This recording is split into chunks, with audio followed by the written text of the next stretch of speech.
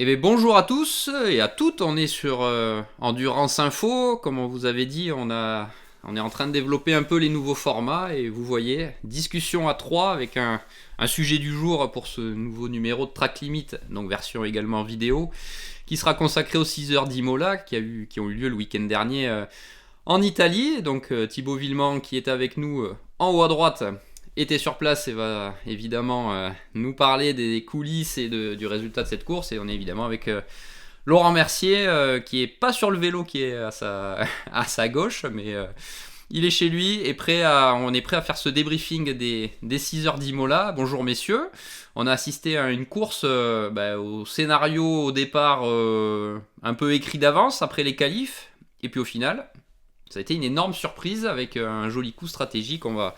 On va discuter de tout ça.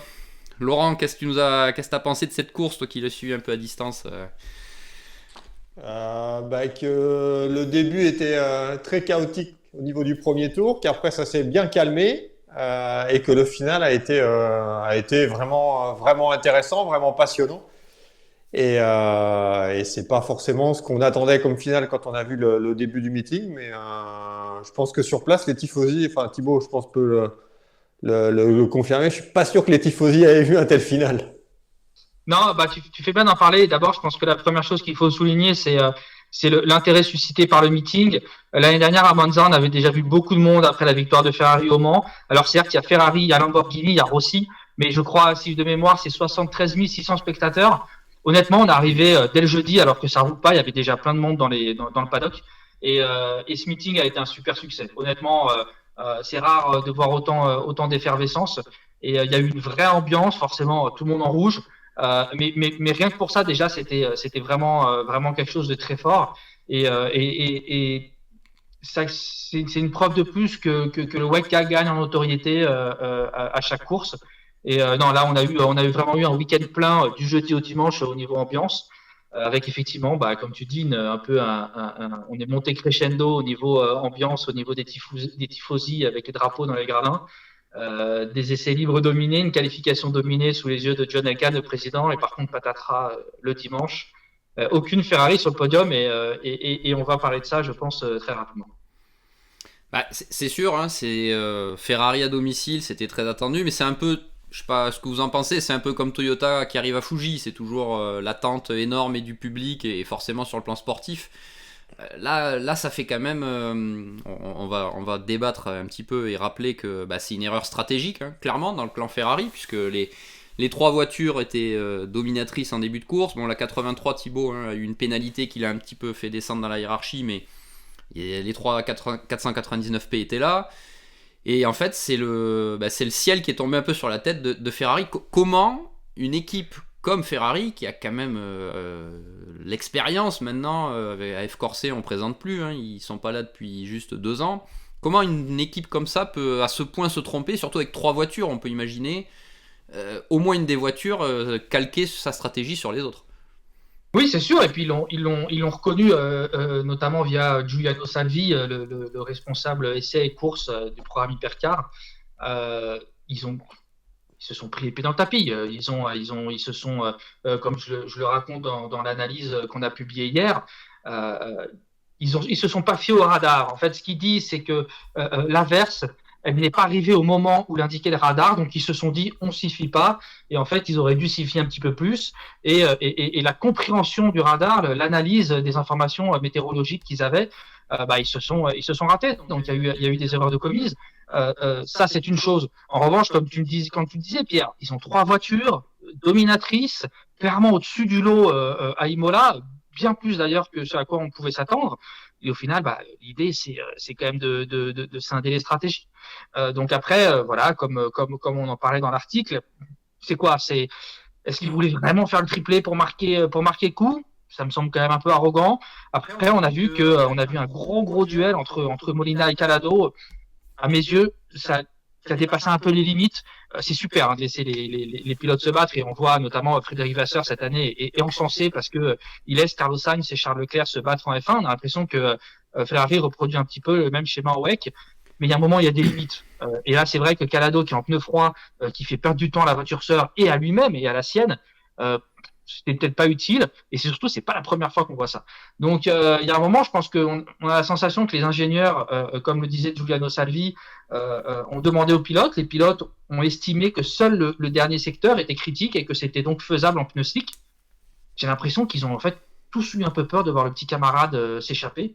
Et ça, ils ne le voulaient pas parce que forcément, chacun voulait que sa voiture gagne. Et je vois qu'il y a Lolo qui lève le doigt. Dis-moi, Lolo. Non, juste une question. Est-ce que Ferrari utilise le même système météo que les autres équipes qui est mis à disposition? Est-ce que Ferrari a un système météo qui est un peu indépendant? Sachant qu'en plus on est en Italie, donc généralement tu es censé un peu plus connaître ton pays parce que t'es un peu chez toi à la maison, ou est-ce que c'est le système commun?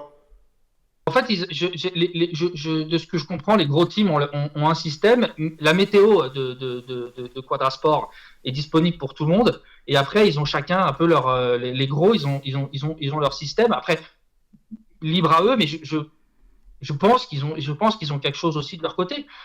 En tous les cas, c'est même pas le système qui a à remettre en cause parce que le système Quadrasport a donné des infos forcément qui sont justes. En fait, c'est ce qu'il disait, c'est la compréhension et l'analyse. C'est vrai que quand on voit les radars, la dépression, elle avait l'air vraiment de frôler le circuit et ça s'est joué à rien. Et en fait, en plus, au début, quand la pluie est tombée, Ferrari pensait que ce serait très bref et ça a été bien moins bref qu'il ne le pensait. Et au final, ils sont restés, je crois, 4 tours de plus sous la pluie à perdre 12 secondes au tour. Ça a été vraiment très très néfaste sur la totalité de la course. Par contre, ils se sont pas cachés. En fait, ils n'ont pas essayé de trouver des excuses un peu à la mort moelle en disant oui mais. Là, quand tu lis l'article, c'est quand on me dit c'est une belle journée de merde. Bon, bah au moins c'est clair. Au moins c'est clair et assumé. En fait, ils se sont pris les pieds dans le tapis.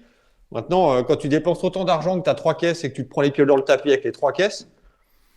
Ah, c'est comme disait Julien Salvi, il se shit day. Voilà. Après, comme il dit, hein, l'année dernière, il débute au moins avec la 499P, c'était des héros. Là, il se rate, ce sont des zéros. Maintenant, voilà. Moi, ce qui m'interpelle un petit peu, c'est que, alors peut-être que Ferrari a plus de poids qu'il n'en avait en GT, mais à F-Corset en GT, c'était leur point fort. Il y a plein de fois où ils ont gagné avec les 488 et les 458, alors que la voiture était moins performante que les autres. Lolo, souviens-toi Spa avec Pierre Guidi. Mais exactement, autant en GT3 qu'en GTE, ils ont toujours été diaboliques là-dessus. Et là, on se souvient, Spa l'année dernière, la stratégie est quand même pas optimale. Hein, là où Toyota part en pneus slick, il s'avère que c'était la bonne chose à faire. Eux, ils sont partis en pneus pluie et ils ont dû changer. Alors attention, il y en a beaucoup qui se sont fait avoir. L'année dernière, je dirais qu'à Spa, c'était plus un très beau coup de Toyota. Puisque seuls de mémoire les 2 Toyota et la Cadillac de Sébastien Bourdet et Renger van der Zandt étaient partis en pneus slick, là où quasiment tous les autres étaient partis en pneus pluie. Avant-hier, à Imola, au final, il n'y a que Ferrari qui n'est pas passé changer les pneus. Donc, je parle vraiment d'hypercar, par du GT, parce qu'on ne peut pas comparer. Mais il n'y a que eux qui l'ont fait. Et encore une fois, en plus, quand ils ont 3 voitures dominatrices et qui sont devant. Donc voilà, il y a eu cette erreur de commise, ils l'ont avoué clairement. Voilà, on peut revenir dessus comme on veut, c'est très bizarre. Par contre, ils sont pas allés dans les détails sur le pourquoi du comment. Ils n'ont pas scindé les stratégies entre les 3 voitures. Voilà. Et ça, moi, c'est quelque chose que je pense qu'ils vont devoir un peu voir en interne. Et encore une fois, on est passé proche de la correctionnelle entre Calado et Molina. Et voilà, il faut voir si c'est vraiment la volonté de faire un triplé, une telle rivalité entre les voitures que aucun n'a voulu céder. Ils se sont dit en clair, on calque la stratégie sur la voiture de tête. Je sais pas. Après, c'est dommage parce que typiquement, en début de course, la 50 a un souci. Et ils arrivent à refaire leur retard en faisant 4 relais avec les pneus, 129 tours. Donc ça, c'était quand même une belle prouesse de l'équipage de la 50 et de ses stratèges. Donc c'est dommage d'avoir tout mis à la poubelle. Voilà, moi, ce qui me désole un peu, c'est que c'est pas la première fois qu'ils se prennent les tapis dans la stratégie. Et comme je le mets dans mon analyse et Giuliano Salvi le reconnaît, déjà au Qatar, on peut parler de BOP, on peut parler de performance. Certes, la Ferrari n'avait pas le niveau de performance qu'elle avait à Imola, mais ils se sont eux-mêmes pris les pieds dans le tapis. Drive-through, pénalité de 5 secondes, il y a eu des accrochages, il y a eu des équipes après en arrivant dans la pit lane. Et là, Ferrari, il va falloir qu'ils se ressaisissent. On sait ce qu'ils sont capables de faire, parce que même en fin de saison, même si la voiture n'avait pas le niveau de la Toyota, même en fin de saison 2023, ils ont plutôt été bons en gestion de course. Mais là, il va falloir qu'ils se remobilisent et qu'ils repartent de l'avant dès Spa parce que Le Mans, ça arrive très vite, c'est dans un mois et demi maintenant. Et on peut peut-être aussi souligner la perf aussi d'Antonio Fuoco quand même, hein, Ouais. qui est quand même assez monstrueux quand même. En fait, il y a des moments, il est tellement au-dessus, que en fait, j'arrive pas à l'expliquer. Il a vraiment pris le dessus sur ses 5 équipiers. Je parle que des 499P officiels, la 50 et la 51. Et c'est vrai qu'à la fin de course, il fait un relais de fou. Il repart, je crois, sixième. Je crois qu'il repart sixième, septième et huitième. Et c'est le seul qui arrive à gagner des positions. Il revient comme une balle sur Hartley qui craque un peu. Hein, on va pas se mentir. La situation était compliquée, mais il a craqué sous la pression de Foucault, qui a une voiture qui était aussi beaucoup plus rapide. Attention, hein, c'était très très compliqué. Ça aurait été très compliqué de garder la Ferrari derrière. Mais oui, comme tu dis, Laurent, il a fait un dernier relais. Il a fait un dernier relais de folie. Il y a vraiment 3 personnes dont je tiens à souligner la fin de course. C'est Antonio Foucault sur la numéro 50. Il y a Kevin Estre sur la numéro 6 qui a fait un boulot remarquable tout le week-end d'ailleurs, parce que même en qualif, il a été là et en début de course. Et forcément, Kamui Kobayashi qui fait un dernier relais d'anthologie où il doit économiser du carburant. Voilà, et il se retrouve pas là. Il est plus lent. Il y a une voiture qui, on l'a vu en début de course, est dans le rythme de la Porsche, mais là en l'occurrence, en devant sauver du carburant, il s'est arrêté 2 tours plus tôt que Kevin Estre. Il a vraiment réussi de manière magistrale à résister. Alors voilà, Kevin Estre, on sait, avait aussi une pénalité de 5 secondes, mais clairement, Toyota, notamment David Fleury, le directeur technique, nous a fait comprendre à l'arrivée que le but, c'était vraiment de rester devant sur la piste et pas de laisser la Porsche passer sous le damier avant la Toyota. Et au final, ils ont réussi comme ça. Mais pour revenir à Antonio Foucault, oui, il a pris le dessus sur ses équipiers, il y a aucun doute là-dessus. Il a encore fait une pole position, donc c'est les 3 pôles de Ferrari, je crois, ils en ont fait 2 l'an passé, Sebring et Le Mans. Elles sont à mettre au crédit d'Antonio Foucault et il est tout le temps au-dessus du lot. Alors, on peut dire qu'il est léger par rapport à certains de ses équipiers, notamment James Calado, mais honnêtement, il n'y a pas que ça. Il a un truc avec cette voiture de plus que ses compagnons d'écurie. Thibaut, on le voit là à l'écran, effectivement, on voit que Antonio Foucault, alors certes, il faut nuancer les temps, puisqu'il y avait des moyennes qui ont été faites avec une piste humide, donc cette fois l'analyse des relais n'est pas forcément à faire juste sur les chiffres et les temps qu'on voit, mais bon, Antonio Foucault, il a la meilleure moyenne, il est devant Antonio Giovinazzi et Niklas Nielsen. Comme tu dis, il est au-dessus du lot pour là la performance pure. Mais c'est quelqu'un qui a de la monoplace, on connaît sa pointe de vitesse, il l'avait déjà démontré. C'est quelqu'un, il a un petit peu le même parcours, Laurent et Thibaut, vous m'arrêtez, que Raffaele Marciello, aux portes de la F1 avec Ferrari, mais il n'a pas pu franchir la dernière marche. Mais bon, sa pointe de vitesse, il n'y a pas grand-chose à dire, ça c'est sûr. Non, c'est sûr. C'est un des pilotes du moment en endurance, il n'y a pas photo, et principalement en hypercar, parce que je le trouve encore plus saignant qu'en GT. C'est clairement un des hommes du moment. Après, comme tu dis, attention, les moyennes, il faut vraiment s'en méfier, mais il a encore fait le job, et surtout, comme le dit Lolo à juste titre, dans le dernier relais, où à la force du poignet, il allait chercher les points de la 4e place, et c'est super important, parce que mine de rien, si je ne m'abuse, Ferrari est 3e de classement constructeur derrière Porsche et Toyota. Oui. Il y a un écart qui s'est créé, je crois qu'il est de 26 points sur Porsche, mais tout n'est pas fini, et les points de cette 4e place vont être primordiaux, et donc heureusement qu'il est allé chercher, et c'est entre guillemets, c'est un petit peu le barreau d'honneur qui, je dirais pas sauve l'honneur, parce qu'il en aurait fallu plus, mais voilà, après c'est vraiment dommage cette histoire de stratégie chez Ferrari, parce que même si Imola n'est pas un circuit qui est très exigeant pour les pneus, on voit qu'ils ont progressé sur ce sujet. La voiture était diabolique.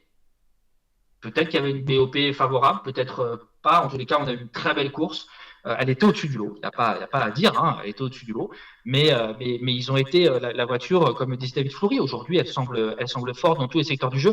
Alors que notamment Giuliano Salvi était un petit peu sur la réserve au début du meeting, parce que Imola, c'est pas un circuit qui est forcément très rapide, qui propose des courbes rapides, et pourtant c'est ça le point fort de la Ferrari. Donc, ils ont beaucoup, beaucoup bossé, le disait Ferdinando Canizzo, depuis le Qatar, particulièrement sur Imola, sur les spécificités de ce circuit. Ils ont déjà roulé en essai, il faut aussi souligner. Hein. Il y a beaucoup d'équipes qui avaient roulé à Imola en essai. Et voilà, ils sont sur le plan, je dirais que sur les plans d'exploitation pure de la voiture, sur la compréhension de l'auto, sur les pneus, ils ont franchi un palier. Ils sont beaucoup plus forts. Par contre, maintenant, il faut mettre tout bout à bout sur un week-end. Et il va falloir être meilleur en stratégie et voir peut-être une meilleure collaboration entre les autos. Je parle encore une fois que des deux officiels parce que la 83, honnêtement, au moment où on se parle, j'ai pas d'explication. Ils ont été très, très rapides toute la semaine et pendant la course, ils n'ont pas été là. Enfin, ils n'ont pas été là. Ils ont été moins dans le rythme en tous les cas, alors que Robert Schwarzman et Yves Veillé avaient été diaboliques en essai libre. Donc ça, j'explique pas, mais voilà. En tous les cas, je pense que aujourd'hui, ça doit être la priorité de Ferrari et ils le disent. Hein, ils vont travailler là-dessus pour revoir leur système de communication, notamment pour progresser, parce que le reste, honnêtement, ça a l'air d'aller quoi. Thibaut, moi j'ai une question. Est-ce que, comme tu parlais de la 83 qui était dans le bon peloton de tête avec peut-être aussi le clean air, est-ce que la pénalité, la retombée dans le classement aussi dans le trafic, ça a joué pour la performance globale de la 83 selon toi? Forcément, parce que c'est un circuit où il est très difficile de doubler, il est très compliqué de doubler, même si la Ferrari a une vitesse de pointe qui était quand même supérieure à la concurrence. Donc c'était plus facile et c'est pour ça que je dis que je pense que Kevin Estre aurait eu plus de mal à doubler Kobayashi que Antonio Focon a eu à doubler Kevin Estre. Brandon Hartley. Parce que la Ferrari avait vraiment en top speed était quand même au-dessus du lot. Mais après, quand même, quand tu regardes les moyennes, quand tu regardes tout ça, ils sont un peu en retrait. Et à l'instant T, là, pour l'instant, je ne l'explique pas vraiment. Est-ce que c'est du setup? Est-ce que c'est... Je ne l'explique pas. Mais bon, voilà, ça a été la meilleure au Qatar et j'ose espérer que lors des 2 prochaines courses, on les reverra. Mais c'est vrai qu'elle était un petit peu en retrait des 2 voitures en course, alors que Schwarzman fait première ligne en qualif et que durant toute la semaine, ils ont été plutôt bons. Mais dès le début de course, on sent que Kubica, il est un petit peu en retrait des deux autres et pour l'instant, on ne l'explique pas. Et donc c'est Toyota qui a gagné avec un beau coup stratégique. Bon, la performance pure était pas forcément au niveau de Ferrari, hein, on l'a vu, mais par contre dans l'exécution, ce fameux mot d'exécution, ils ont été les meilleurs avec le bon choix stratégique. C'est là aussi, Laurent, où l'expérience du WEC, l'expérience de ses conditions et des choix, de la connaissance des pneus évidemment, a fait la différence selon toi? Alors oui, et le truc c'est que Toyota a souvent été raillé en disant que dans le passé ils ont gagné contre personne ou contre peu de concurrence et qu'évidemment c'est eux qui dépensaient le plus et c'est eux qui gagnaient, et heureusement qui gagnaient. Sauf que là, tu peux dire quand même qu'en 2 ans, d'un point de vue stratégique, Toyota a un peu fait le job dans tous les compartiments du jeu. Déjà, tu as quand même des pilotes qui connaissent bien la voiture parce qu'on a l'avantage quand même de jouer la fidélité chez Toyota et d'un point de vue exécution, il n'y a rien à dire, quoi. Tout est parfait. Tout. Donc à un moment, tu peux avoir une caisse qui était certainement moins bien en termes de perfo pur. Maintenant, dans tout ce qui est exécution, c'est 20 sur 20. Ah ouais. Et pourtant, il y a pas mal de personnes qui s'en étonnent et des fois, même presque des pilotes qui en sont frustrés, ils ne testent jamais. Ouais. Jamais. Je crois qu'ils ont fait une séance d'essai au Paul Ricard en début d'année. C'est tout. Là où on a vu et notamment, ils font partie des constructeurs avec Alpine et Peugeot, je crois, qui n'avaient jamais roulé à Imola. Donc, ils testent très, très peu. Très peu, mais ils font la différence sur autre chose. Donc, c'est assez là. Et avant Le Mans, ils vont faire une séance d'essai qui est une fausse séance d'essai parce qu'en fait, c'est ce fameux déverminage classique qu'ils font tous les ans avant d'aller au Mans avec les 2 voitures qui vont faire Le Mans sur le circuit de Spa-Francorchamps. Mais sinon, ils ne roulent jamais. Et c'est un vrai plus aussi. Je pense qu'au niveau de l'équipe qui se connaît parfaitement, qui sait ce qu'il faut faire, qui est rodé, qui maîtrise le truc. Et tu peux on peut dire que bravo. Ouais. Après, il y a eu des changements durant l'intersaison. Nick De Vries connaissait parfaitement l'équipe, comme tu le dis Lolo, puisqu'il était réserviste de l'équipe et il connaissait aussi bien le team que la voiture.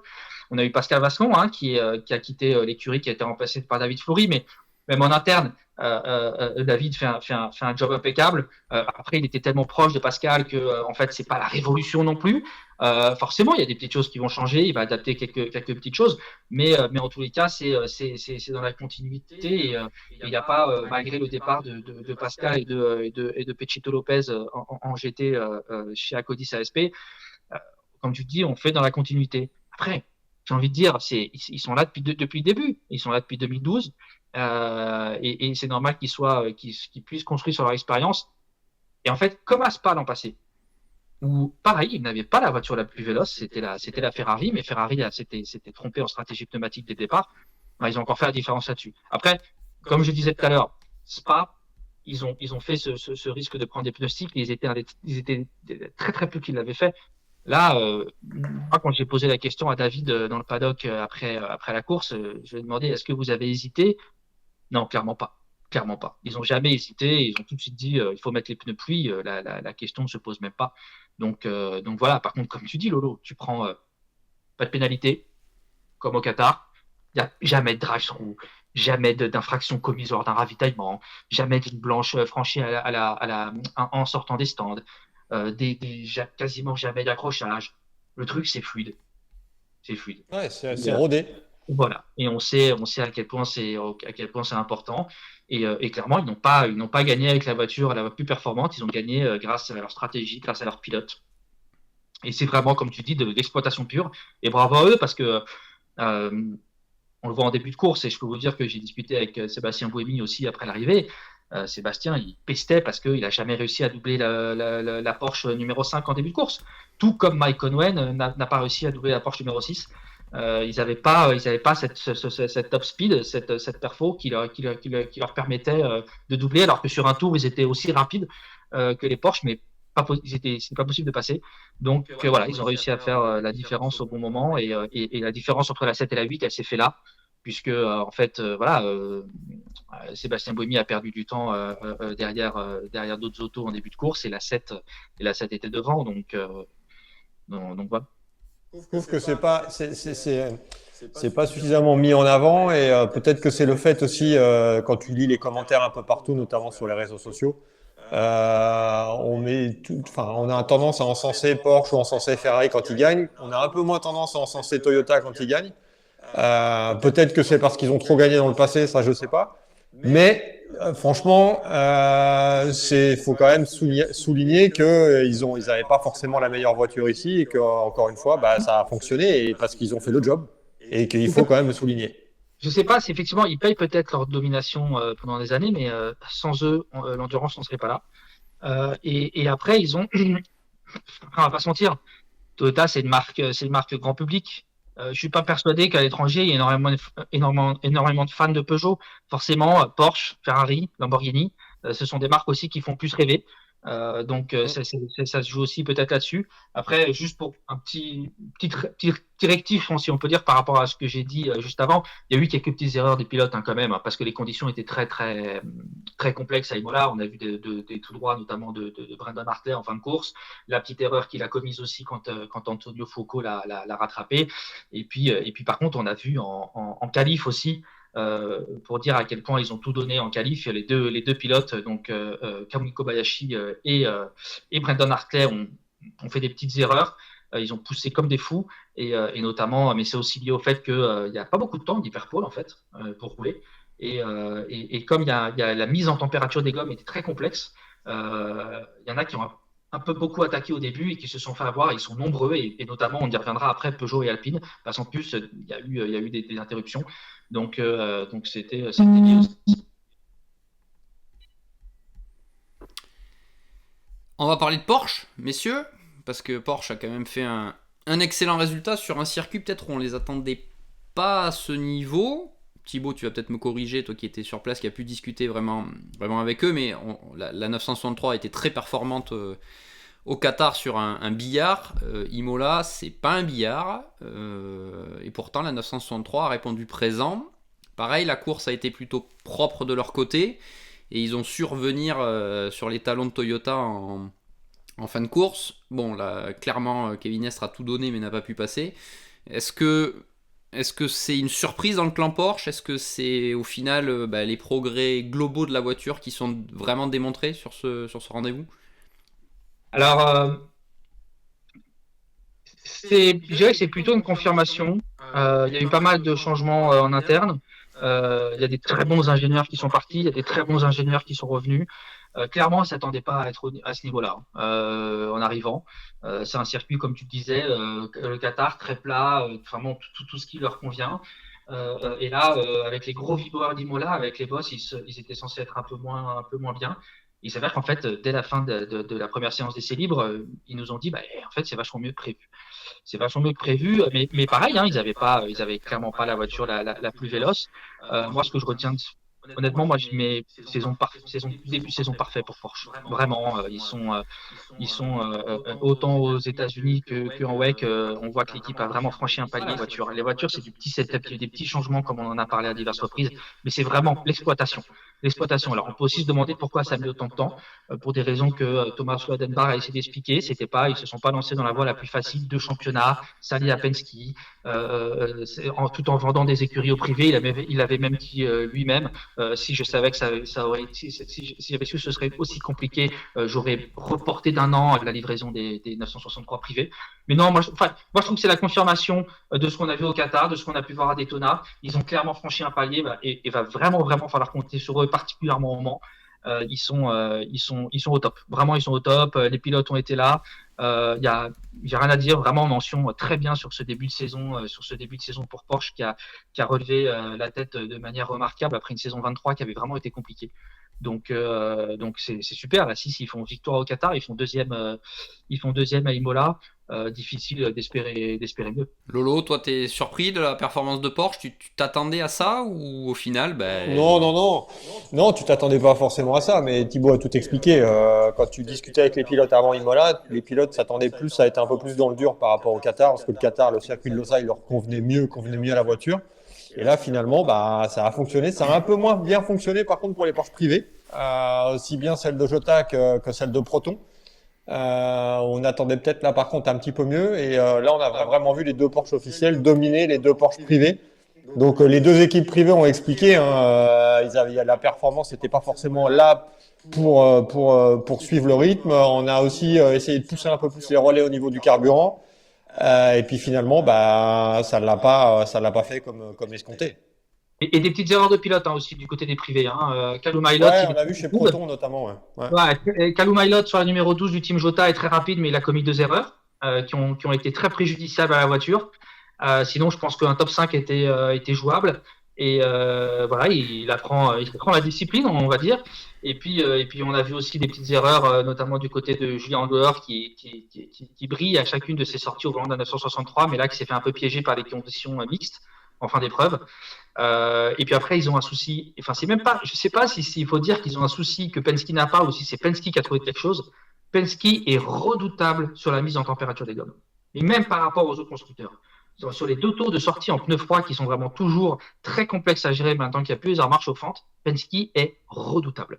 Donc, même par rapport à Jota, à voiture égale, et même par rapport, comme je disais, au niveau des autres constructeurs, et ils gagnent beaucoup là-dessus. Parce qu'on a vu des images.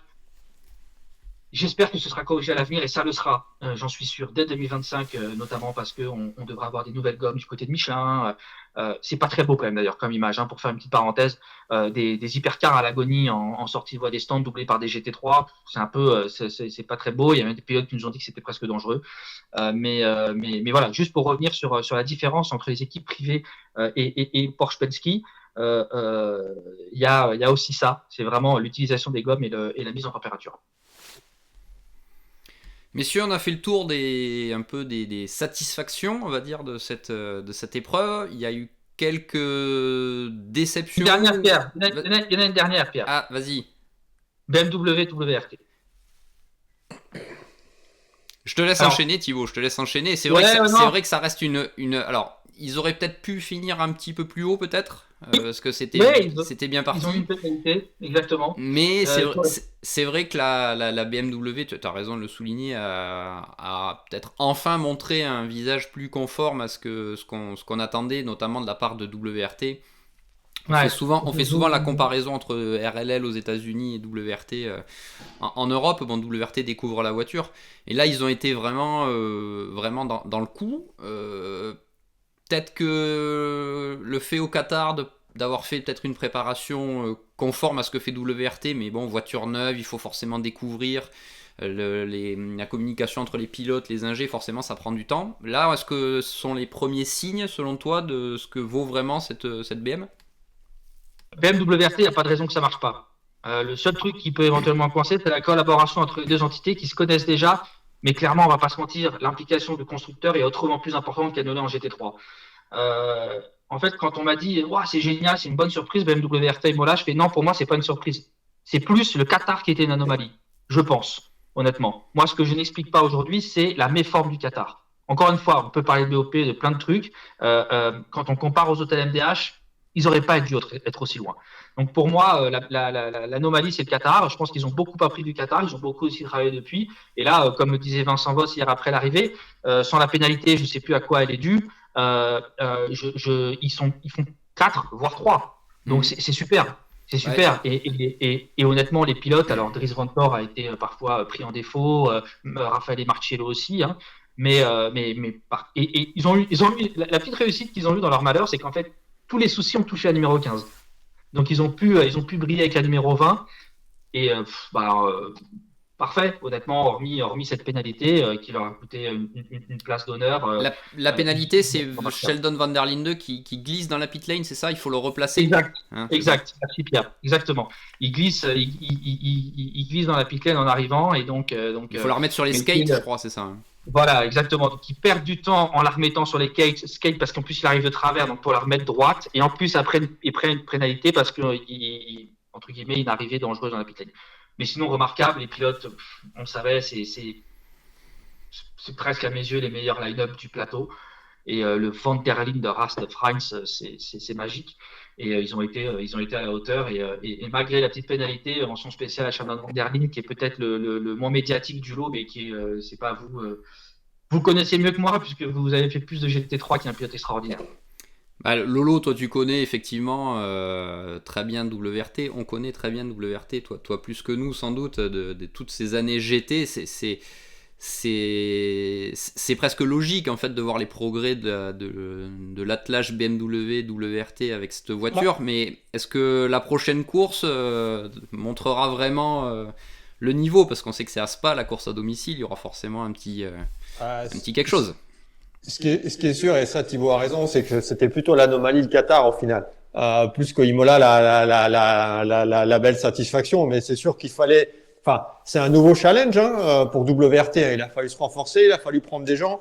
Et là où je suis totalement d'accord avec Thibaut, c'est que le programme GT3 est géré quand même à 100% par WRT en tant qu'équipe cliente de BMW, alors que là, tu as quand même une relation avec un constructeur dans la catégorie Rennes. Et la seule crainte, je pense, qu'on pouvait avoir par rapport à ça, c'est justement comment aller matcher cette homogénéité. Est-ce que BMW va laisser WRT, c'est pas facile à dire, travailler comme il le souhaite, ou est-ce qu'il va falloir aussi suivre les préconisations de BMW? C'est un peu sous cet angle-là en fait où il faut que cette machine elle fonctionne. Maintenant, chez WRT, de toute façon, c'est un peu comme chez Toyota, tout est carré en termes de personnel, les personnes sont au bon poste, les pilotes, les ingénieurs, la stratégie. Enfin, je veux dire, il y a rien à acheter. On connaît l'image de WRT en GT. Et l'image de WRT en GT, on la transpose aussi en hypercar. Et franchement, la seule crainte qu'on pouvait avoir, c'est qu'est-ce qu'allait donner vraiment cette BMW en dehors de RLL. Et là, dès la deuxième course à Imola, on voit que ça se passe quand même bien. Et comme vous l'avez dit, c'est sûr que tous les malheurs sont un peu allés sur l'autre voiture. Mais franchement, moi personnellement, j'avais aucune crainte par rapport à la compétitivité de WRT avec cette voiture. Après, la voiture, c'est autre chose. Mais la compétitivité du team, il n'y a rien à acheter. Enfin, je veux dire, on le vit en GT sur chaque meeting. On l'a vu en P2 aussi. Quand ils sont arrivés en P2, ils ont un peu torché tout le monde. Donc, franchement, il y a rien à dire du côté de WRT. Tout est nickel. Cette fois, là, Thibaut, on va passer pas au mauvais point, mais voilà, aux voitures qui ont été un petit peu plus discrètes. Il y en avait forcément une qui était très regardée, c'était la 9X8, version Ouais. 2024 avec son aileron. La course a très mal débuté, hein, très très mal débuté, Voilà, commençons par là. Bon, ils ont été malheureusement. ça a mal débuté parce qu'entre l'accrochage et puis la 94, il y a quelque chose qui est un petit peu passé sous les radars. Mais dès la mise en grille, ils ont eu des problèmes avec la prise air jack et les vérins. Donc en fait, pendant toute la course, ils ont dû mettre des coussins gonflables sous la voiture pour changer les pneus. Donc ça fait perdre un petit peu de temps. Après, si on regarde que, donc en fait déjà ce qui s'est passé en début de course nous a pas vraiment permis de voir le potentiel de la voiture. Moi, je les ai trouvés très critiques envers eux-mêmes. Alors c'est bien, hein, parce qu'au final, ça va motiver les troupes. Mais je les ai trouvés un peu durs. J'ai pas trouvé ça si dramatique que ça, moi. Ils avaient une BOP clairement qui n'était pas leur avantage. Ils sont passés de la voiture la plus légère et la plus puissante au Qatar à la voiture la plus lourde et quasiment la moins puissante à Imola. Donc ça a été dur. Honnêtement, ça a été dur. Ils s'y attendaient parce que ça fait partie des algorithmes de la BOP 2024. Olivier Jansoni le disait même lors de la présentation de la voiture. On ne s'attend pas à être dans le coup à Imola. On a vu que les nouvelles venues ne pouvaient pas tirer la quintessence de leur matériel certainement au Qatar, mais on s'attend à ce qu'on soit vite remis dans le coup. Donc c'est ce qui est intéressant. Après, faut savoir quelque chose, c'est que Peugeot a aussi un peu tâtonné sur le setup durant les essais libres parce que la voiture, ils ont été un peu pris par le temps. Hein, donc au final, ils se sont quand même beaucoup concentrés sur la fiabilité durant leurs essais privés et plus que le setup. Ils ont travaillé un petit peu, mais pas assez. Donc là, ils ont quand même pas mal de choses à dégrossir. Ils ont encore une séance d'essai avant Le Mans. Ils ont encore Spa et une séance d'essai, je crois, au Paul Ricard pour se préparer. C'est pas une endurance. Donc là, pour le coup, ça va vraiment être du travail de setup. Mais écoutez, en tous les cas, quand on parle aux pilotes, honnêtement, ils disent on a l'impression de se retrouver. Là, c'est une voiture de course, clairement. Et ils ont plus cette sensation, ils sont plus en confiance. Nico Muller nous disait que même dans le trafic, l'ancienne avait tendance à un peu être compliqué à piloter dans le trafic quand il suivait notre voiture. Là, c'est mieux. Surtout qu'à Imola, c'était certainement le pire circuit de la saison pour le trafic.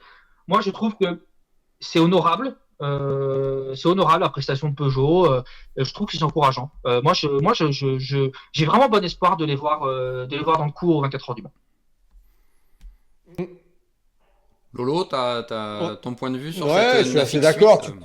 Tu peux pas, enfin, je pense que tu pouvais pas t'attendre à ce que cette voiture elle gagne dès la première course et tout. Je pense que c'est même pas. Enfin, t'as peut-être des gens qui vont dire que c'est une déception. Je suis pas d'accord avec le mot déception. C'est une première encourageante, voilà, c'est tout. Alors oui, il y a eu quelques problèmes. Maintenant, les autres ont eu des problèmes aussi. Mais je pense qu'il faut pas tirer sur l'ambulance et plutôt favorable pour la suite. Ouais, il y a pas mal de trucs à revoir. Hein. Il y a un nouvel aileron, tout ce que vous voulez. C'est effectivement, c'est ce qui se voit le plus. Mais comme le dit Olivier Jansoni, s'il y a un aileron, c'est parce qu'il y a eu un changement de pneumatique. Aujourd'hui, toutes les écuries ont les mêmes pneus que l'an passé en dehors de Peugeot. Ils ont dû tout revoir, les fenêtres d'exploitation, les stratégies. On sait très bien qu'il y en a qui, des fois, changent que le côté droit, que le côté gauche. Tout ça, pour eux, c'est nouveau parce que les pneus ne se comportent vraiment pas de la même façon. Donc, tout ça, ils le découvrent qu'en course. Et ils ont un benchmark. Quand ils sont en essai, ils sont tout seuls, ils sont plus relax, tu as moins de pression. Donc, voilà, globalement, ils sont satisfaits de ce qu'ils ont vu en essai. Ils ne savaient pas du tout à quoi s'attendre durant la course. Moi, je suis assez confiant. Ils ont une super équipe, ils l'ont prouvé. Et j'ai bon espoir de les voir dans le coup. Voilà. Ouais, pareil. L'autre marque française aussi a été un peu dans la difficulté, on va dire, Alpine. Bon, on sait qu'ils sont dans la phase de lancement du projet, du programme, en version compétition, comme tu disais Thibaut, les essais on ne sait jamais trop se situer par rapport à la concurrence. Bon, là, Alpine en plus devait composer avec un changement de pilote sur la 36, puisque Jules Gounon a remplacé Ferdinand Habsburg. Donc il y avait quand même pas mal d'inconnus et eux aussi malheureusement la course a mal débuté puisque l'Alpine a été prise dans l'accrochage initial. Qu'est-ce qu'on retire de cette course chez Alpine selon toi? En fait c'est peut-être pas la course n'a finalement rien montré de ce que vaut la voiture en fait, c'est ça? Ouais, c'est dur quand même. Ils ont quand même ils ont vraiment du pain sur la planche. En fait, il y a même. Presque, on en a attendu beaucoup parce qu'on a été agréablement surpris au Qatar pour la première course de la voiture. Et on a peut-être attendu un petit peu trop. Faut pas oublier que voilà, le programme est encore très jeune, la voiture est très jeune, ils ont beaucoup de boulot. Ils ont un gros problème de mise en température des gommes. Ça, c'est compliqué. Alors, est-ce que c'est aussi pour ça que le départ a été aussi tumultueux pour la numéro 36, je ne sais pas. Mais ils galèrent beaucoup dans le domaine sur ça. Et donc à Spa, ça pourrait être compliqué aussi parce qu'il fait rarement chaud à Spa. On a même eu la neige une année, je vous rappelle. Et après, la voiture n'est pas bien du tout en damping. Hein, vraiment, sur tout ce qui est les sols amortisseurs, ils ont beaucoup de progrès à faire. Le circuit d'Imola est assez compliqué sur le sujet, bosselé, des gros vibreurs. Mais comme nous disait Nicolas Lapierre, c'est entre guillemets ce circuit une anomalie dans la saison. Donc ils ne devraient pas avoir ce problème à Spa, ils ne devraient pas avoir ce problème au Mans. Et donc ça n'a pas été leur priorité. Disons qu'ils ont eu d'autres priorités avant de travailler ça. Et c'est pour ça que clairement, sur le papier, ça leur allait pas. Maintenant, en fait, on en a attendu beaucoup parce qu'on a été très agréablement surpris par la première sortie de la voiture au Qatar. Ils ont terminé meilleurs des nouveaux, faut pas l'oublier. Et voilà, donc il y a pas mal de boulot à faire. Après, niveau fiabilité, la voiture semble bien. Philippe Sino nous a confié que l'accident de Ferdinand Hülsberg en essai, il est arrivé au bout de 26 heures de roulage. Un souci technique sur lequel ils sont encore en train de travailler. Mais en tous les cas, ça veut dire que la voiture elle est déjà globalement fiable. Donc ça, sur ce point-là, c'est encourageant. Voilà, il faudra voir ce qu'il en est à Spa. Je pense qu'avec Lamborghini, et Sota Fraschini, ce sont vraiment les petits nouveaux qui ont plus de boulot. Je me corrige, Jules Gounon était sur la 35, évidemment. Laurent, Alpine, on sait qu'il y a encore du travail. Pour toi, il y a quand même, comme tu dis Thibaut, la fiabilité semble être là. Bon, là, c'est sûr que commencer une course avec une voiture déjà accidentée, c'est pas simple. Comment tu vois la suite de la préparation pour les 24 heures? Parce qu'on sait que ça reste toujours l'objectif pour toutes les équipes. Est-ce qu'à Spa, on peut espérer voir un circuit peut-être aussi un peu plus favorable aussi au proto avec des longs enchaînements? C'est un peu la même chose que Thibaut. On peut pas. Oui, Alpine a roulé en hypercar. On va dire dans l'ancien temps. Maintenant, tu peux tirer un trait sur la voiture parce que ça a plus rien à voir au niveau de la catégorie, au niveau du châssis, au niveau de la voiture. Maintenant, c'est pareil. Il y a 9 constructeurs. Tu peux pas arriver dans un championnat comme ça et mettre la misère à tout le monde dès la deuxième course. Donc là aussi, il faut laisser du temps. Alors, laisser du temps, ça veut tout dire et rien dire parce que tu laisses quoi comme temps? Maintenant, la fiabilité est quand même là.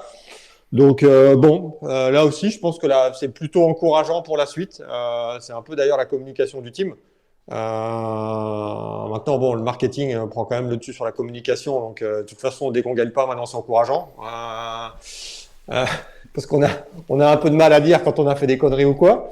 Mais bon, là, c'est pas le cas. Là, ça a un peu le départ a un peu plombé le truc aussi avec l'accident du premier virage. Maintenant, on va voir ce que ça va donner à Spa et au Mans. Mais bon, le châssis, on n'a pas de doute sur le châssis. On voit qu'il fonctionne aux États-Unis. Et je pense aussi que le moteur est nouveau, que l'équipe est nouvelle, qu'il faut que tout ça s'imbrique un peu les uns dans les autres.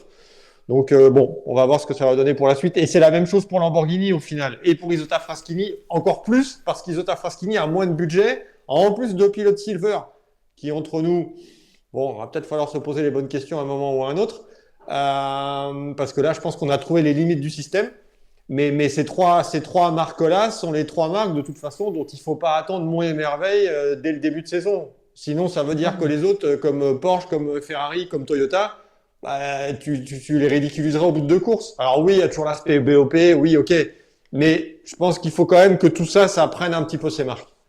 Oui, je rebondis justement, tu as raison. En fait, Lamborghini, Alpine, je les mets un petit peu dans le même panier. La Lambo, c'est pareil. On a vu à Sebring, les boss, c'est pas ça cam. Clairement pas. Donc Imola, pas génial. Maintenant, Lambo, mais ils ont fait une course propre. Lamborghini n'a pas eu de soucis, n'a pas eu de. Non, bien sûr, ils ont fait une course propre. Pour l'instant, ils sont pas perfo, mais ils ont fait une course propre. Mais bon, voilà, ces 2 équipes, je les mets un petit peu dans le même panier, même si Lamborghini a un autre souci pour moi, c'est ils ont plus une voiture. Bien sûr.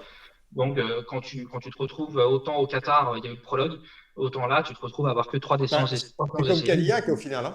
Exactement. Et donc, j'en profite pour rebondir, parce qu'on est dans le domaine déception pour avec Cadillac. Pour moi, c'est la déception d'Imola. Clairement, c'est la déception d'Imola. Mais alors pourquoi Qu'est-ce qui fait, Thibaut, qu'une voiture qui, alors, même si c'est pas le même championnat, pas le même circuit, la voiture gagne à Long Beach le même week-end, et là, c'est la cata, quoi. ils étaient à côté de la plaque tout le week-end. Tout le week-end. On compare la BOP avec Porsche, tout ça. C'est pas ça. C'est pas ça. Normalement, ils auraient dû être bien là-dessus. Ils auraient dû. Tout était réuni pour briller. Enfin, moi, je m'attendais vraiment à voir la Cadillac briller. Et moi, pour avoir parlé aux pilotes, aux ingénieurs, ils ont tâtonné tout le week-end. Ils étaient à côté de la plaque. Complètement. Hormis, ils se sont montrés quand il a plu. Mais sinon, ils étaient complètement à côté de leur pompe. Donc, c'est là, pour le coup, c'est vraiment, pour moi, c'est l'équipe qui est passée à côté de son week-end. Alors, on sait, en plus, maintenant, depuis le Qatar, on a eu l'officialisation de divorce avec Ganassi Cadillac. Est-ce que c'est dans les têtes? Est-ce qu'il y a une ambiance qui a été changée? On va pas se mentir, hein, l'équipe WEC, c'est Ganassi sans être Ganassi. Hein. C'est une formation c'est une équipe qui a été formée en Europe. Elle a de Ganassi quasiment que le nom. Mais quand même, pour moi, c'est la grosse déception et eux-mêmes ne l'expliquent pas. Ils ont tâtonné, ils ont essayé des trucs, ils n'ont jamais trouvé de bon setup et la voiture n'était pas dans le coup. Et encore une fois, quand on voit les chiffres de BOP, même si c'est encore une fois très très difficile à analyser, ça l'explique pas. Ça l'explique pas par rapport à un Porsche, par exemple. Moi, je m'attendais plus à voir Cadillac briller à Imola que Porsche. En revanche, ça me fait penser à cette petite info qu'on vous a divulguée dernièrement. Oui, le WEC réfléchit à obliger les constructeurs à avoir un minimum de 2 autos l'année prochaine en WEC en hypercar. On sait que la BOP 2024 est basée notamment sur ce que la FIA, la CO appelle la compensation constructeur, qui est en fait basée sur la moyenne des meilleurs tours de la voiture, de la meilleure voiture de chaque constructeur. Et qui font comment quand il y a une voiture qui passe autant à travers un week-end? Et c'est pour ça notamment qu'ils réfléchissent à avoir 2 voitures. Parce que là, les performances de la Cadillac, elles ne s'expliquent pas. Elles s'expliquent pas et ça peut pas être pris en compte comme ça pour la BOP. Voilà. Bon, par contre, je rebondis juste sur l'histoire des 2 voitures. Là où ça va poser un problème, ça va être un problème de place. Hein. Parce que quand tu vois déjà que tu as 2 stands, tu as déjà United et Acodis ASP déjà qui doivent mettre 2 voitures dans le même stand. Si tu rajoutes 2 voitures, alors ok, c'est très bien pour le spectacle, c'est très bien, mais alors il va falloir changer de circuit. Hein. Oui et non, Laurence. En fait, ils sont en train de travailler entre la CO et la FIA pour essayer de trouver des moyens. Ils nous l'ont dit au Qatar. J'entends parler, moi, d'un total de 38 l'année prochaine. C'est vrai qu'on avait entendu parler de 40. Après, tu prends des championnats comme... il faut juste que tout le monde soit logé à la même enseigne, en fait. Donc là, Imola, ils n'ont pas été pénalisés. D'ailleurs, Jérôme Polican l'a dit. Moi, j'ai l'habitude. Ils avaient juste un stand qui était décalé par rapport au bâtiment. Le box en lui-même est assez grand pour ranger les 2 voitures l'une derrière l'autre quand il faut les ranger dans le box. Mais je prends l'exemple du Supercars en Australie. Il y a un emplacement de ravitaillement par équipe. Alors, par équipe, en fait, c'est eux qui le souhaitent, c'est eux qui choisissent, à savoir que s'ils ont 2 emplacements différents pour les ravitaillements, les 2 voitures marquent séparément des points au championnat constructeur. Si vous voulez que les 2 voitures marquent pour la même équipe, il faut qu'il y ait un seul emplacement de ravitaillement. C'est ce que font les ténors, les Triple Eight, les Dick Johnson Racing. Eux, ils ont un seul emplacement parce qu'ils jouent le titre. Et après, par contre, c'est sûr que dès qu'il y a une voiture de sécurité, tout ça, ça décale. Il faut juste que tout le monde soit logé à la même enseigne. Tu avais 37 voitures à Imola. Ouais. Si tu rajoutes 2 voitures par constructeur, si tu rajoutes une deuxième Lamborghini, si tu rajoutes Aston Martin qui doit arriver, si tu rajoutes une deuxième Isota Fraschini, tu fais sauter qui? Alors j'avoue que j'ai pas fait les calculs, mais typiquement on rajoute comme tu disais une deuxième Cadillac, une deuxième Lambo. Non mais Jota semble quand même tenir la corde. Ouais. Si c'est Jota qui récupère la Cadillac, ça fait 2 voitures en moins, ça fait 2 Porsche en moins. Donc ça fait au final, c'est là-dessus, faut aussi les compter. Ça fait effectivement une deuxième Lamborghini, une deuxième Aston Martin, éventuellement une deuxième Isota Fraschini. Mais bon, j'ai pas refait les calculs. Je reconnais récemment. Mais oui, ça fait un petit nombre. Après, c'est juste, voilà, si je dis une bêtise, hein, je parle comme je réfléchis. Si on estime que maintenant les équipes GT ont un seul emplacement de ravitaillement par voiture sur un circuit comme là, tu limites. Oui, mais là, tu règles le problème. Ouais. Si tout le monde est logé à la même enseigne, encore une fois, l'idée, c'est juste que tout le monde soit logé à la même enseigne. Il faut que personne soit pénalisé. Mais encore une fois, il y a des championnats et c'est pas à vous, je vais l'apprendre. Dans GT World Challenge, il y a plusieurs emplacements de pompes à essence pour plusieurs voitures. Encore une fois, mais bon, là, on s'écarte un petit peu du sujet du jour, mais effectivement, c'est des questions qui se posent parce que c'est vrai que c'est dommage que la quantité de dommages en WEC soit limitée de par les circuits visités, surtout que de ce qui se murmure, Imola et Austin, qui sont les 2 circuits, je crois, les plus contraignants, seront toujours au calendrier l'année prochaine parce que leur option d'1 an devrait être levée. Thibaut et Laurent, on a fait le tour en hypercar. on va passer au LMGT3, où là encore la stratégie a joué dans l'autre sens, parce que autant en hypercar il fallait passer les pluies pour espérer l'emporter, autant en LMGT3, nos amis belges de chez WRT ont fait le bon choix en restant en slick. Avec, ils sont belges. Ils sont belges, ils ont l'habitude de cette météo, mais encore fallait-il garder les voitures en piste. Alors, encore une fois, en hypercar, on a les pneus Michelin, en MGT3, on a les pneus Goodyear, donc c'est évidemment difficile de comparer, les deux situations, mais là, vas-y Laurent, vas-y. Ouais, et puis c'est difficile de comparer. Enfin, on l'a vu, on le voit déjà avec les pneus froids quand les hypercars partent par rapport au GT, où c'est un peu Holiday on Ice. Et là, c'est sûr que quand tu as Maxime Martin ou Augusto Farfus dans une BMW, qui sont quand même des pilotes qui sont aguerris, c'est plus facile de rouler avec des pneus comme les Goodyear en slick sur une piste mouillée. Et en fait, ok, WRT a fait ce qu'il fallait, et tout, il n'y a pas de problème. Maintenant, ceux qui se sont pris les pieds dans le tapis, c'est Pure Racing. Parce que Klaus Bachler, lui, se dit merde, il faut peut-être qu'on change pour qu'on mette les pluies. Et au final, Pure Racing qui a quand même dominé la concurrence du début à la fin, comme c'était le cas au Qatar, avec encore une fois un très bon Alex Malikin, qui pour beaucoup est peut-être une surprise. Alors peut-être moins pour Pierre et moi, parce qu'on fait plus de GT, on a plus l'habitude de le voir que Thibaut, parce que c'est la première fois qu'il vient en WEC. Mais Alex Malikin, franchement, il bluffe un peu tout le monde. La claque. Ah oui, c'est une fessée. Il a combien 30, il avait 30 kilos de laisse sur sa victoire. Ouais, c'est une fessée. Ouais. Et c'est un mec qui n'a pas beaucoup d'expérience, qui a un boulot à côté. C'est sa 3e saison à haut niveau. Il a fait une saison de GT World Challenge Endurance l'année dernière. Il a fait l'Asian Le Mans Series cet hiver, qu'il a gagné.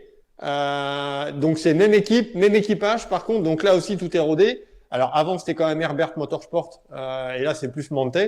Mais non, franchement, là, s'il n'y a pas cette cagade et qui a été reconnue d'ailleurs par Klaus Bachler, évidemment, lui il dit, mais il a raison, il dit, tu peux être héros comme tu peux être zéro. Soit tu rentres, c'est le principe de la météo. Hein. C'est presque oui, c'est des coups de poker. C'est facile de critiquer après coup, c'est évident. C'est évident. C'est pour ça que quand on disait tout à l'heure, quand on parle de Ferrari, moi je critique plus je suis plus critique sur le fait d'avoir 3 voitures et de ne pas, quand il y a un petit risque de ne pas splitter les stratégies. Parce qu'après, évidemment, comme je disais, ça se joue à rien. Et on va pas parler de Le Mans 2011, Le Mans 2008. On a vu à chaque fois, et c'est génial d'ailleurs. On adore. Mais comme tu dis, c'est facile. Tu passes très vite de héros à zéro. Ouais, et là, c'est plus Pure Racing qui s'est pris un peu les pieds dans le tapis parce qu'à la régulière, Pure Racing c'était au-dessus du lot. Ouais, WRT a fait le job. Malikin fait encore la meilleure moyenne pour un pilote bronze. Encore une fois, on lance avec la piste, mais il montre encore une fois qu'il est là. Il a été là en qualif. Enfin, nous, on n'est pas surpris, Lolo, c'est sûr de sa performance. Après, oui, et face à Pure Racing, ils sont tombés sur WRT. Et 2 avions de chasse, Maxime Martin, Augusto Farfus, qui d'ailleurs se sont bien battus ensemble. C'était un peu comme chez Ferrari, petite bagarre. On va dire que les Italiens auraient pu se consoler de la défaite de Ferrari par une victoire de Valentino Rossi, mais il y a eu un petit, pareil, une pénalité lors d'un Virtua Safety Car. Donc c'est dommage. Mais oui, par contre, c'était rigolo parce que dimanche soir, Vincent Voss nous disait, en fait, on a pris 2 stratégies pneumatiques différentes dans les 2 catégories. Et c'était 2 stratégies différentes, mais à chaque fois, ce fut la bonne, parce qu'en fait, on ne peut pas comparer les pneus Michelin aux pneus Goodyear, on ne peut pas comparer l'hypercar au GT. Au GT, il fallait rester en slick. En hypercar, il fallait mettre les mouillés. Et pardon, WRT a réussi à prendre la bonne décision à chaque fois. Et bravo à eux. Donc c'était doublé. Rien à dire. Et voilà, je rebondis sur ce que vous disiez. Chapeau à Malikin. Vraiment, il est bluffant à la régulière, ça va être compliqué à aller chercher, je pense, cette Porsche du Mantei Pure Racing. Oui, s'il n'y a pas d'erreur, s'il n'y a pas de, bien sûr. C'est très très solide et il reste sur une victoire en Bronze Cup en GT World Challenge qui leur a permis d'avoir un dernier. Voilà. Ils ont gagné en Asian Le Mans Series. Ce sera à la régulière. Ça va être, c'est le nouveau kitting.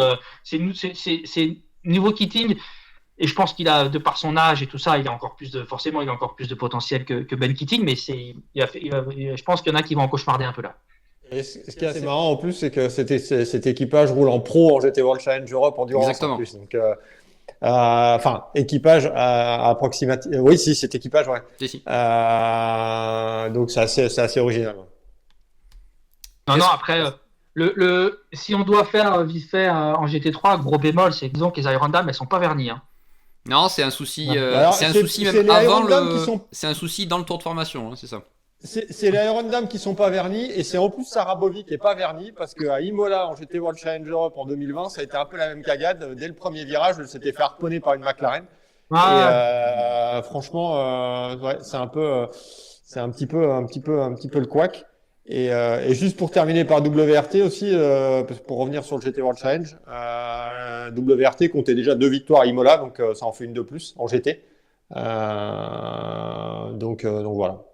Non, et puis après, bon, même si voilà, Lamborghini est quand même pas au top en GT3 non plus, hein, non. mais Sarah a réussi à quand même aller en hyperpole. Et ouais, c'est vraiment, elles ont vraiment pas de bol. Après, c'est ça, là, depuis sur les 2 premières courses, on a clairement l'impression que c'est Porsche BM, hein, Oui, et oui. Ferrari, mention, Ouais. il y a eu des petites erreurs, notamment Thomas Flor qui est sorti, François Heriot, chapeau. Très très belle prestation de François Heriot qui pourtant n'était pas là le jeudi parce qu'il a sa compagne a accouché d'un petit Charles. Bravo à eux. Et donc il a raté les 2 premières séances d'essai le vendredi. Il est arrivé le samedi. Il a réussi à mettre la caisse en hyperpole. Et derrière, il a fait une super prestation. Ils font 4e, je crois. Hein. Et la voiture est dans le coup. Et c'est au final un très bel équipage aussi sur cette auto, la numéro 55. Mais sinon, derrière, c'est un petit peu plus dur. Voilà. C'est un peu up and down pour Aston Martin. On voit des choses bien en essai, on a vu des choses bien un peu au Qatar. Là, c'était un peu plus compliqué. Donc Aston, c'est un peu dur. McLaren, c'est aussi pas évident. On n'a pas vu vraiment de McLaren se montrer. Les Lexus, qui est la voiture qui est quand même d'une ancienne génération avec l'équipe Acodis ASP qui découvre la voiture. Là aussi, il a fallu faire des changements sur la voiture. Tout a été fait très très tard. Donc là aussi, on continue d'apprendre du côté de chez Lexus. Donc il faut que ça va prendre un peu de temps. Et puis je pense que si on vise aussi l'arrivée de la nouvelle voiture, même si là aussi il va falloir attendre un petit peu encore. Donc il faut aussi prendre 2 saisons et du coup, on a suffisamment longuement discuté avec Jérôme Polican. Oui, il faut prendre de l'expérience, il faut faire 2 ans avec cette voiture-là et après arriver fin prêt avec la nouvelle voiture. Donc toute expérience est bonne à prendre. Maintenant, bon, ce serait bien quand même d'avoir des résultats quand même. Mais bon, on va voir avec le temps, mais c'est pas la voiture la plus facile en plus à faire fonctionner. Non, puis Jérôme m'en parlait dimanche soir, tout en ayant une pizza entre les mains. Ils ont du boulot, il y a eu des petites erreurs aussi au niveau des pilotes. Je pense qu'il y a un petit peu de BOP quand même, pas très très avantagé.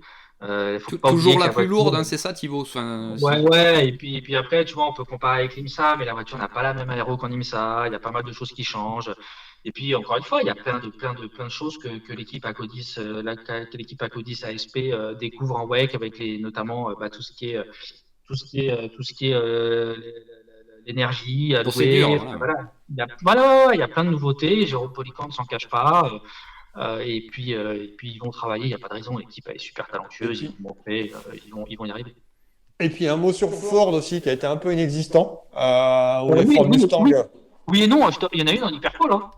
Non, je parle en course. Je parle juste en course. Ouais. En course, ça a été un peu plus compliqué quand même pour la Mustang. Il y en a encore une qui a perdu des pièces aussi. C'était un peu le cas déjà en GT World Challenge Europe. Bon. Et c'est la même chose pour Corvette qui a été brillant. Car on a vu pas mal à la fête, notamment en essai au Qatar. Et là, ça a été un peu plus dur en course aussi. C'est bien, il y a une Ford Mustang qui passe en hyperpole. Par contre, en course, ça a été un poil plus compliqué. C'est d'ailleurs l'abandon en GT d'ailleurs d'une des 2 Mustangs. Et puis Corvette qui a fini dans le ventre mou du classement. Moi, c'est pour revenir sur Corvette, je ne veux pas tacler GM, hein, mais en plus, mais là aussi, moi, pour l'instant, je suis pas convaincu. Je suis pas convaincu et il n'y a pas de raison. Il y a pas de raison. Il y a des bons pilotes. L'équipe TF Sport a déjà montré ce qu'elle savait faire. Pour en avoir parlé à des pilotes, la voiture, quand elle n'a pas de souci, c'est une excellente voiture, mais vraiment. Et pourtant, j'en ai parlé vraiment à des pilotes qui ont conduit beaucoup de GT3. Et donc voilà, j'espérais qu'ils vont y arriver, mais pour l'instant, c'est la petite déception aussi, je trouve. C'est Corvette en MGT3. Messieurs, on arrive au bout d'une heure de discussion sur cette On épreuve. parle trop, on parle trop, on parle trop. Non, mais en même temps, regarde, il y a quand même eu, bon, on l'a constaté, toi tu l'as constaté sur place, nous on l'a vu par image interposée, ça a été un succès populaire. La course a été. Et on peut régaler. Ouais. Au début, c'est vrai qu'on avait un peu peur d'un cavalier seul Ferrari, et puis les circonstances de course ont largement animé le peloton, donc ça nous a donné une belle deuxième partie de course. Le week-end est encourageant et pour le championnat et pour l'aspect sportif. On pourrait en parler 3 heures, il y a plein de sujets qu'on Bien n'a sûr. pas évoqués. On s'est régalé honnêtement pendant 6 heures, on l'a pas vu passer, faut le dire. Voilà, c'est aussi souvent le cas quand la météo s'en mêle.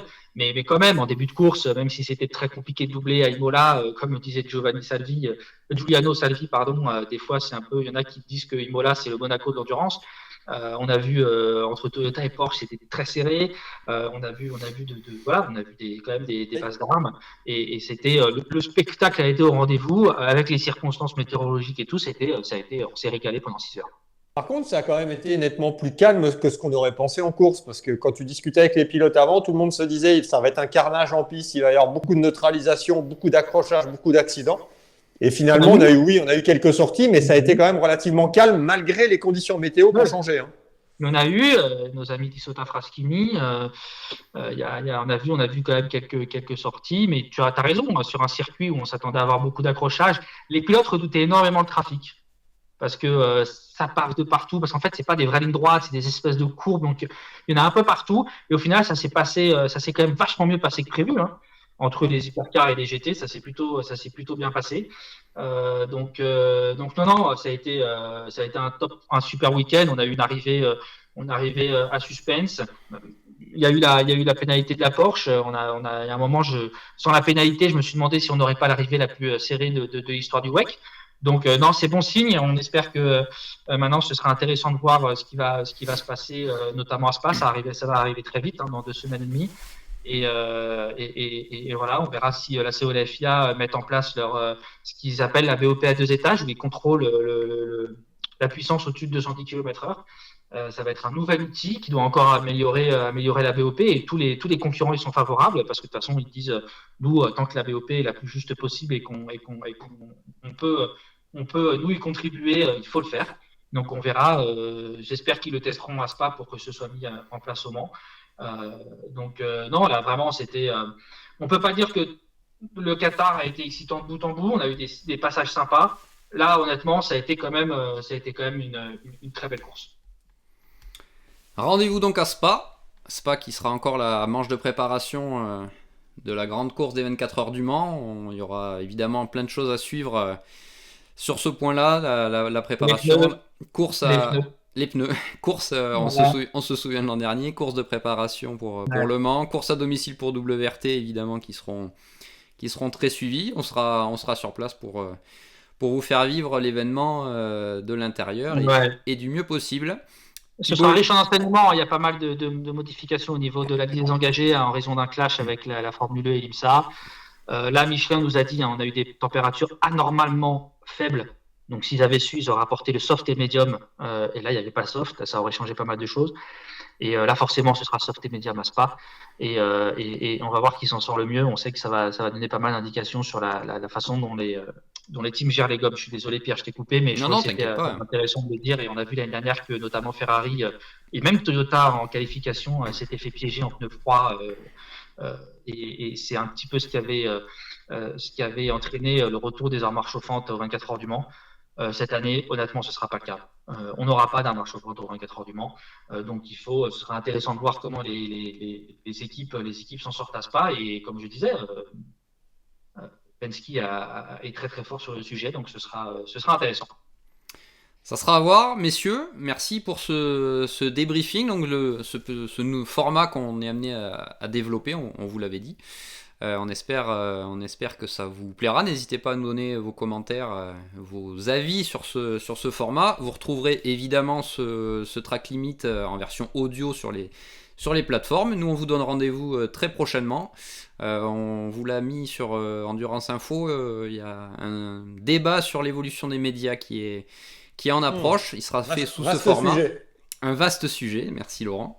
On le fera évidemment sous ce format vidéo puisque c'est quand même un petit peu plus interactif et côté interaction, on vous proposera, je pense prochainement d'autres formats. Donc restez évidemment connectés et puis on vous remercie pour votre fidélité. Thibaut et Laurent, merci et à une prochaine pour un nouveau numéro Merci de Track Limit. À bientôt.